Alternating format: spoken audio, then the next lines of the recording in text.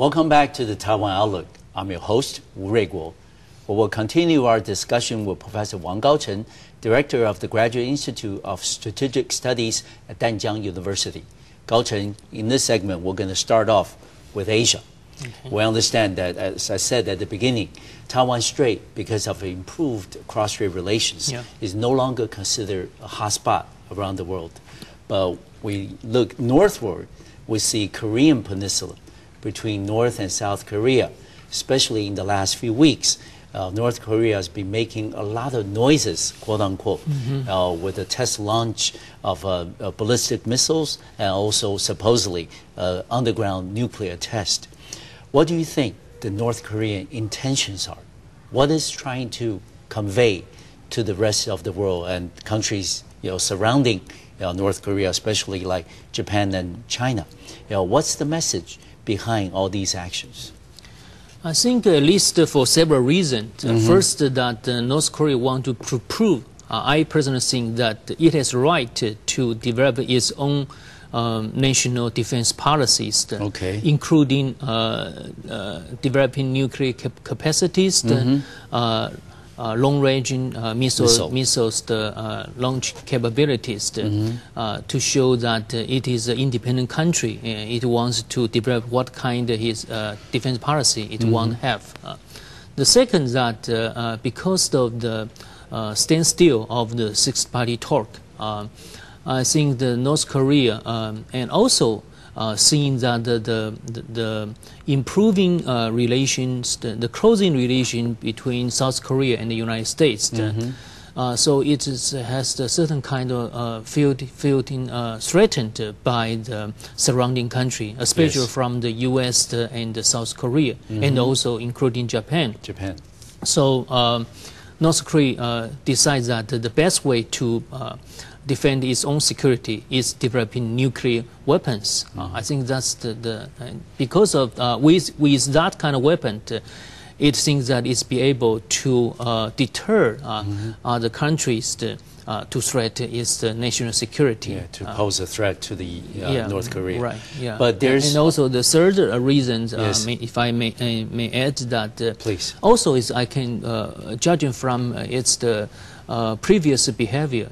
We cannot also deny it's a kind of bargain tactics by developing nuclear weapons. It can rest its bargaining position to hope with the new American administration to exchange for a better arrangement for its future and its relation with the United States. And Gaochen, you know that a persistent rumor or report is the fact that the current leader, Kim Jong-il, is not physically well, and there's been reports that he may be incapacitated, and one of his sons, the second son, apparently is in line to succeed Kim Jong-il when he does pass away from the scene. So in order to avoid international scrutiny and attention on the health status of the current leader in North Korea, that Kim Jong-il has implemented all these steps to try to raise, like you said, the bargaining position of North Korea in the future, but also at the same time divert attention away from the fact that North Korea is facing succession challenge. What do you think about such a persistent rumor? Yeah, that may be not be a rumor, because we have seen that Kim Jong-il's health is not good too. But recently he also been elected as the national leaders again to show that he still can be able to handle his job well. But obviously the power succession is an issue for the North Korea. So that might be another reason to divert the attention from international side, and also to prove that he be able to handle the situation. And also I think relating to that, since Kim wanted to consolidate his power and his son's power, he must to win the support from the military side. So by standing with the military to allow the military to conduct the long-range missile test and even conduct the nuclear test. Kim obviously, I think, is another kind of strategist to collide with the military to further consolidate he and his family's power. Yes, and because of the totalitarian nature of the North Korean regime, succession politics is always very tricky. Yeah. Now the report says the second son is in line to succeed Kim Jong-il, but will that actually happen? Nobody really knows because apparently the second son is now visiting China to try to get the support from Beijing. But whether that's enough, like you said, military always the variable in the equation. Yeah, but military support is always very important in power succession in totalitarian regimes. Yes. Yeah. But the problem, I think, for analyzing a country like North Korea is that because it's a closed government, so it's difficult from outsider observer to really to understand, to penetrate what's really going on there and what's their real intention. So we can only suspect several reasons to create a whole picture of its actions. Yes. And we know that South Korean President Lee Myung-bak is currently visiting the U.S. And trying to exchange views with Washington on how to handle the North Korean situation. How would you think that under President Barack Obama, will the American policy towards North Korea be different? In the sense that, under President George Bush, it used to be that multilateral approach only with North Korea. Therefore, you mentioned the six-party talks, and never, bilaterally until the very final year of George Bush's presidency that United States initiated secretly, in Paris, of all places, contact and engagement with North Korea on a one-on-one basis. But would you think that policy will continue under President Obama and under U.S. new U.S. Secretary of State Hillary Clinton? Will that policy continue, that Washington will not engage on the bilateral basis with North Korea, but use the multilateral approach only? Yeah. I will guess that probably will take the similar approach. At least in the beginning, I think the Obama administration will most rely on the multilateral approach to deal with this issue. Although we all know that Obama, during his campaign, he said that he will not resist the possibility to have a direct dialogue with both North Korea and Iran's leaders. But so far, since he took office, we haven't seen that happens. I think he has done that very cautiously. In the beginning, he mainly relied on the multilateral approach, that is 60-party talk, to deal with the North Korea's issues. And we have seen, like you just mentioned, that the South Korean president and Obama just released a joint opinion after their meeting. Obama said the United States still will concern and protect South Korea's security, of course, and will oppose North Korea's nuclear capability attempt.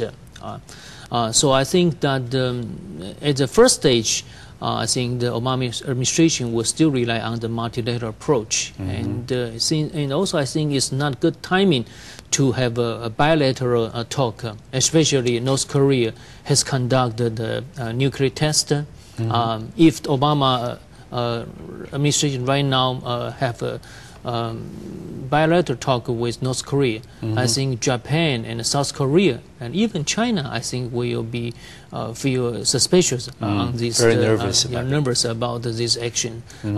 But if the multilateral approach can be at least workable, I mean the 60-part talk can be resumed, I would think that maybe the Obama administration also will not resist to have a closer bilateral interaction with North Korea within the 60-party talks, and to possibly to reach a better deal to deal with these issues. let's shift the focus over to relations between North and South Korea. We understand that current President Lee of South Korea has a very different approach than his predecessors. He doesn't really actively seek closer relations with the North. Instead, he has a very pro-American, pro-U.S. policy. We could see from the FTA signed between South Korea and the U.S. And the importation of U.S. beef and the kind of domestic retaliations, politically for President Lee within South Korea. But the fact of the matter remains is that he is not in a hurry, or he doesn't really have a grand plan to improve bilateral ties with the North.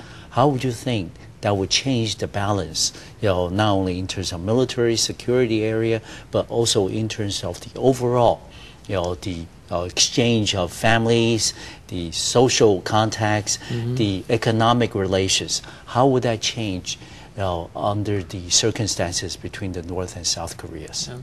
Well, I would think that President Lee, North Korea's President Lee, certainly I think adopt a bilateral approach. I mean, on the political side, especially military side, he proved to be more harsh than his predecessors. I think he insisted that the North Korea must give up nuclear weapons to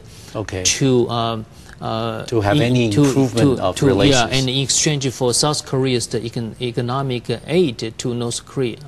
But on the other hand, I think the President Lee doesn't also want to completely cut the contact with North Korea. So I think the social and economic contact will continue can be implemented from the South Korea. But the problem is from the North Korea, since Pyongyang does not like President Lee's policy. Sometimes it will unilaterally cut irrational, yes, for revenge, and unilaterally cut such kind of contact.